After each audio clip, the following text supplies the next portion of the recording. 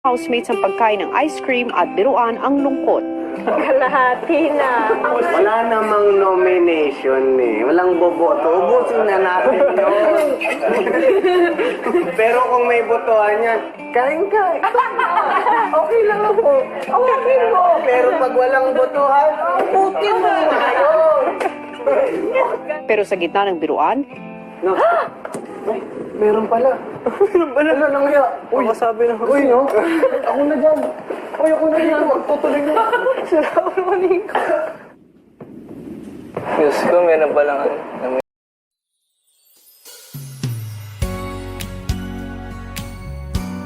Pangarap ka, yeah, yeah.